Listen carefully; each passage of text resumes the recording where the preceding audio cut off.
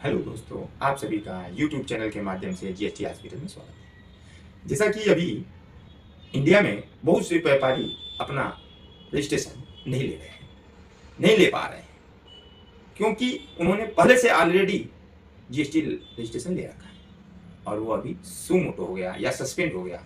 और व्यापारी ये चाहता है, बिजनेसमैन, कि अब दोबारा ले, न्यू रजिस्ट्रेशन करा ले उसी पैन कार्ड पर। तो इसकी सुविधा जीएसटी हॉस्पिटल दे रहा है इंडिया बेसिस पर। किसी भी व्यापारी को अगर सुमोटो है, सस्पेंड है, तो उसका रजिस्ट्रेशन जीएसटी हॉस्पिटल की तरफ से कराया जा रहा है। इसकी सुविधा जल्द से जल्द दे रहा है और व्यापारी इसका लाभ ले रहे हैं इसका।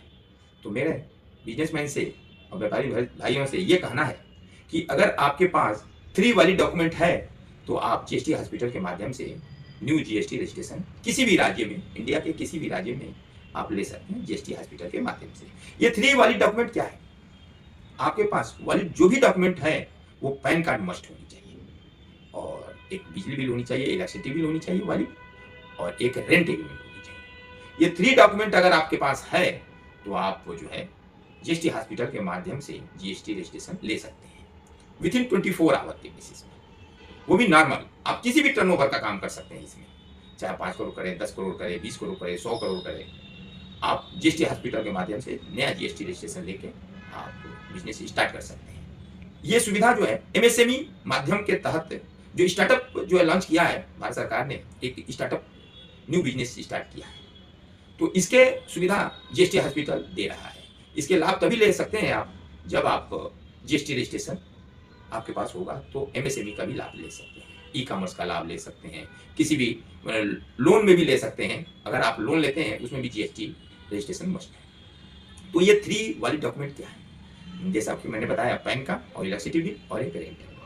अगर ये 3 वाली डॉक्यूमेंट है तो आप बिजनेस आसानी से स्टार्ट कर सकते हैं। अभी 3 डॉक्यूमेंट में फर्स्ट है पैन कार्ड। फर्स्ट जो है पैन कार्ड, वो पैन कार्ड भारत सरकार द्वारा इशू होनी चाहिए, वो इनकम टैक्स डिपार्टमेंट इशू करता है। अगर आपके पास किसी अदर एजेंसी से आपने कोई पैन कार्ड ले लिया तो आपको जीएसटी रजिस्ट्रेशन नहीं मिलेगा। उसी तरह इलेक्ट्रिसिटी बिल वैलिड होनी चाहिए और करंट मंथ का होनी चाहिए, प्रीसीडिंग 3 मंथ का होनी चाहिए, वैलिड होनी चाहिए। अगर आपका सीए नंबर वैलिड है इलेक्ट्रिसिटी बिल पर तो आपको जीएसटी रजिस्ट्रेशन आसानी से मिल जाएगा। अब हम बात करेंगे कि रेंट एग्रीमेंट वैलिड कैसे होनी चाहिए। रेंट एग्रीमेंट जो होगा आपका, वो 50 रुपये स्टाम्प पेपर पर 11 मंथ का होनी चाहिए। उसके लिए स्टाम्प पेपर भी होनी चाहिए, उसमें 2 विटनेस के साथ डिटेल भी होनी चाहिए, और 11 मंथ का होनी चाहिए, कमर्शियल पर्पज लिखा होना चाहिए। अगर आपका ये बातें अगर रेंट एग्रीमेंट में है तो आप आसानी से जीएसटी रजिस्ट्रेशन ले सकते हैं।